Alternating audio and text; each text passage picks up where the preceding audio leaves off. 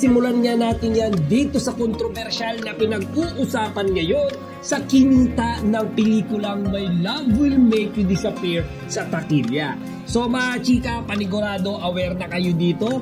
In-announce kamakailan lang ng Star Cinema yung total gross revenue ng My Love Will Make You Disappear na first ever movie ni na Kim Chiu at Paolo Abilino. At ayon nga sa tala na ipinakita ng Star Cinema mga chika, ang opisyal na kabuang kinita ng My Love Will Make You Disappear ay 173 million pesos worldwide. Okay, klaruhin natin mga chika, hindi yan nationwide, buong mundo na po yan. So mga chika, hati ang reaksyon, mga opinion ng mga tao dyan. Okay, yung mga fans, yung mga hindi fans, diba? Yung mga netizens lang, mga nakikiisyoso, hati.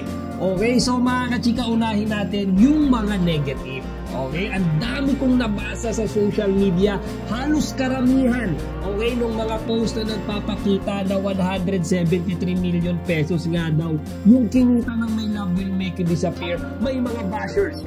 Okay, number one sa nakikita ko, okay, nababasa ko, sinasabi nila na masyado daw itong mababa. Okay, marami yung nagsasabi mga kachika na hindi daw nila ine-expect na ganito lang ang kinita ng My Love Will Make You Disappear. Considering mga kachika, sa dami nga daw ng mga fans, okay, ng mga fans club, ng mga group, mga fans ni Kimi, okay, mga fans ni Paolo, and of course yung fans ng Kim Pao, mga kachika, para daw yatang may lokohan, okay, para daw yatang nakakaloko na 173 million pesos lang yan.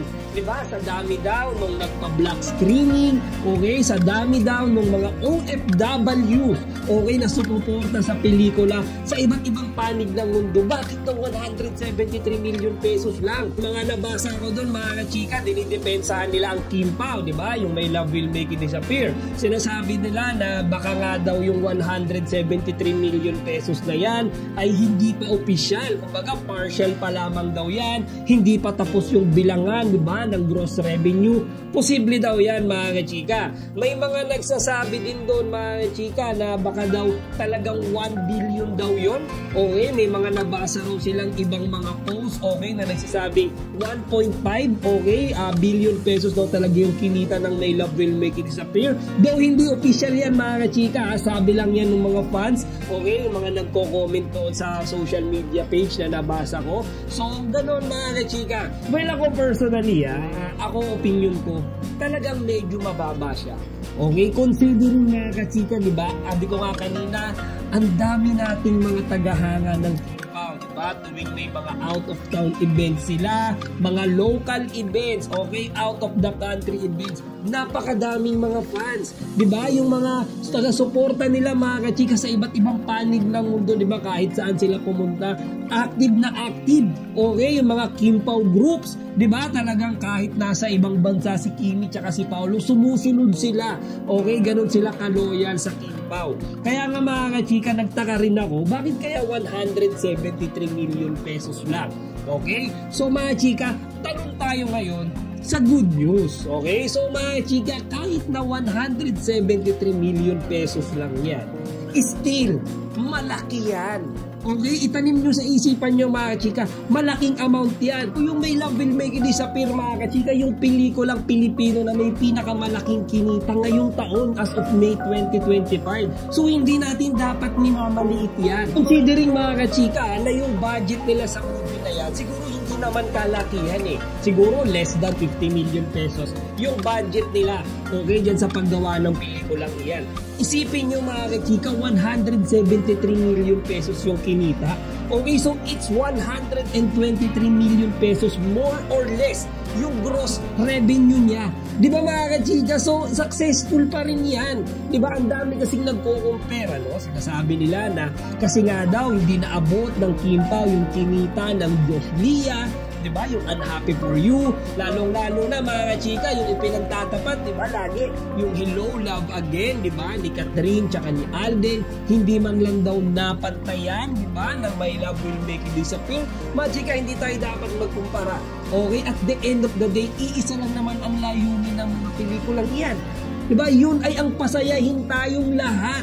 So mga kachika, regardless kung magkano yung kinita ng pelikulang iyan, basta tayo nag-enjoy. Diba? Basta sinuportahan natin si Kimi tsaka si Paolo, basta tayo nakasama natin makapanood, okay, nang My Love Will Make Disappear, ang ating pamilya, mahal sa buhay. Actually, may mga nabasa nga ako, yung mga senior citizens na hindi pa nakakapanood ng sine before. Dahil sa My Love Will Make Disappear, mga kachika, pumasok sila sa sinihan.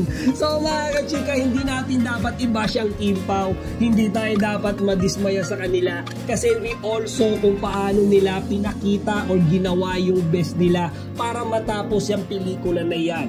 Diba? Despite of all the issues, mga controversies na pinagdaanan para lang maipalabas, para lang maipapanood sa atin ang My Love Will Make Disappear. Iyan, diba, naihain nila sa atin yan ng tamang-tama, swabing-swabe. Ako mga chika, personally, oo, hindi ko inaasahan na 173 million pesos lang, pero I'm not disappointed. Still, happy ako, satisfied ako, kasi nga sa what I said earlier, ang importante dyan mga chika ay nag-enjoy tayong mapanood yung ating mga iniidolo sa pelikula, okay, nang magkasama. Diba? Importante, nag-enjoy tayo, kinilig tayo sa mukbangan nilang dalawa. I think yun yung bagay na namimiss natin hindi natin nakikita. Tinitingnan natin yung revenue, yung kinita ng pelikula. No mga kachika, dapat ang tinitignan natin ay yung naramdaman nating saya habang pinapanood sila. Then mga chika, dagdag na nga rin natin yung isa pang good news, diba? Dito sa kumakalat nga na balita na magkakaroon ulit ng panibagong project si Kimi at si Paolo together. Okay, ang sabi nila mga chika, it's a series. Okay, wala pang any particular details kung ano ba yung genre, okay, or ano ba yung story ng series na gagawin nila. Pero most likely mga chika, magkakaroon na daw ng lock-in, okay, ng shooting date para dito sa gagawin nilang bagong proyekto. At yan ang aabangan natin lahat. So mga chika, next Kim Pao update naman tayo, and this is about Kimi's visit to his sister in Cebu na si Ate Twinkle. So mga chika, nung nakaraang araw nga lang ay ang daming naglabasan sa social media ng mga pictures kung saan makikita natin ang ating Chinita Princess kasama yung kanyang Ate Twinkle at yung kanyang bagong pamangkin. So mga chika, diba kamakailan lang nakita natin na buntes, okay, yung ate ni Kimi na si Twinkle. So mga chika, nakapanganak na siya. Okay, and then officially na nilang ipinakita sa publiko yung anak nito at napaka-cute ng bata mga kachika. So mga chika, nung tinitingnan ko siya, no, medyo may pagkahawig siya kay Kimi. Okay, so syempre ako, papa na ako, tatay na ako, medyo nakakakita na ako ng resemblance ng baby, okay, doon sa parents niya. So medyo may hawig siya kay Kimi mga kachika. And I think the most probable reason mga kachika kaya nagawang bisitahin ni Kimi yung kanyang Ate Twinkle sa Cebu kasi diba si Kimi ay naging bagong brand ambassador ng Orochina Premier Jewelries. So mga chika, sa Cebu, diba, ginanap yung event ng Orochina. Then siguro mga chika, after ng event, diba, after ng endorsement ni Kimi, nagawa niyang bumisita, okay, sa kanyang bagong ang pamangkin at sa kanyang ate bago siya umuwing Manila. Siguro nakipag-banding muna siya, nakipagkwentuhan, and of course mga chika, I think ito yung first time niyang nakita itong napaka-cute niyang pamangkin diba? Nung nakaraan, nakita natin siya, diba? Kasama si Paolo Abilino, pumunta rin silang Cebu. Yung Ate Twinkle niya, buntis pa lang, diba? So ngayon mga kachika, ang bilis ng panahon, isinilang niya na nga yung kanyang baby. So, ang number one na tanong ngayon ng mga Kim Pao fans, after nilang makita ang baby ni Ate Twinkle, okay? Kimi, ikaw kailan ka kaya magkaka-baby? So yan mga chika, siguro parang biruan, okay? Parang joke-joke na tanungan lang naman iyan ng mga Kim Pao community. Pero mga chika, let's not put pressure to Kimi. Okay, yan lang muna natin sila ni Paolo Abilino na enjoyin, okay, yung kanilang relationship. Who knows, diba? Malay nyo, bigla na lang nating mabalitaan si Paolo Abilino magpo-propose na kay Kimi. And speaking of Paolo Abilino, mga chika, alam nyo ba na ngayong araw lang ay spotted siya sa MQ Lightings dyan sa Makati. Actually mga chika, nag-post din siya, okay, sa kanyang personal Instagram account na nagpapasalamat nga siya sa store na ito. So sa mga hindi nakakaalam mga chika, ang MQ Lightings ay nag-o-offer ng iba't ibang klaseng mga ilaw, okay, na ginagamit sa mga digital cameras. And as we all know, Paolo Abilino is our only one photographer ni Kimi. So siguro mga chika, no, ay nag-upgrade, okay, or maybe bumili ng bagong camera or bagong ilaw ng camera si Paolo para next time na makunan niya ulit si Kimi. Okay, kapag sila ay nagkaroon ng out of town or out of the country show, mas maging maganda yung itsura ni Kimi, okay, sa mga picture. And then mga chika, syempre kapag binibidyo niya si Kimi, mas mataas yung resolution, mas malinaw. Okay, so siguro mga kachika, talagang nag-shopping lang si Paolo. Okay, siguro after nung victory party nung may Love Will Make You Disappear, nagawa niyang i-treat yung sarili niya para bumili, okay, nung bago niyang gamit. Siyempre mga kachika, Paolo Abilino yan Alam naman nating lahat na ever since talagang mahilig siyang mag-picture, okay? Mahilig siyang mag-capture ng iba't ibang mga moments, and most of all, kagaya nung sinabi ko kanina, paborito niyang gawin ang picturean. Okay? Ang kanyang Diyosawa na si... Ang pelikulang My Love Will Make You Disappear ni Kim Chiu at Paolo Abilino ay isang certified box office hit. Kumita ng 173 million pesos worldwide. Ito ang unang pelikulang Pilipino ngayong taon na lumampas sa 100 million pesos ang kita.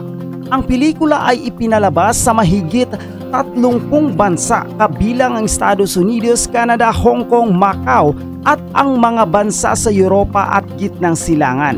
Ang kwento ay tungkol kay Sari, isang babaeng naniniwalang may sumpa siya na nagiging dahilan ng pagkawala ng kanyang mga minamahal, at kay Jujo, isang lalaking nais maglaho mula sa kanyang mga problema.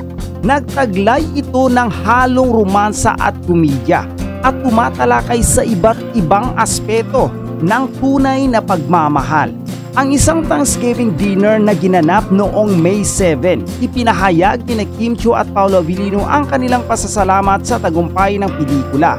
Ayon kay Kim, we're very thankful, very happy, and parang nakakatuwa na mararamdaman yung suporta ng mga tao. At si Paolo naman ay nagpasalamat sa mga fans na sumusuporta at nag-organize ng mga black screenings, hindi lamang sa Pilipinas kundi pati na rin sa ibang bansa. Ang tagumpay ng My Love Will Make You Disappear ay nagpapakita ng patuloy na suporta ng mga manunood sa mga pelikulang Pilipino at nagbigay daan para sa muling pagsasama ni Kim Chiu at Paolo Abilino sa isang matagumpay na proyekto. Ang balitang ito ay isang patunay ng tagumpay at suporta ng mga manunood sa pelikulang My Love Will Make You Disappear na pinagbibidahan ni Kim Chiu at Paolo Abilino. Ang pelikula ay kumita ng 173 million pesos sa takilya na nagmarka ng isang malaking milestone sa industriya ng pelikulang Pilipino ngayong taon. Ang kwento ng pelikula na tungkol sa isang babaeng naniniwalang may sumpa siya na naging sanhi ng pagkawala ng kanyang mga minamahal ay tumatalakay sa mga tema ng tunay na pagmamahal, pagkakaibigan at pamilya.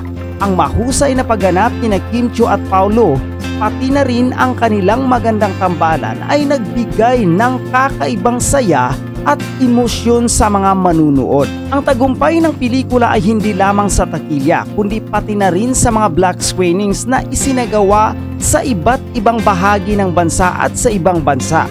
Ang mga tagahanga ni Kim Chiu at Paolo Abilino, kilala bilang Kim Pao, ay nagpapakita ng kanilang suporta sa pamamagitan ng pagbili ng mga tiket para sa mga espesyal na screenings na nagpatibay sa kanilang katapatan at pagmamahal sa kanilang mga idolo. Sa kabuuan, ang My Love Will Make You Disappear ay isang magandang halimbawa ng kung paano ang kalidad ng pelikula, ang dedikasyon ng mga artista at ang suporta ng mga tagahanga ay maaaring magsanib upang makita ang tagumpay. Naway magsilbing inspiration ito sa iba pang mga proyekto sa industriya ng pelikulang Pilipino.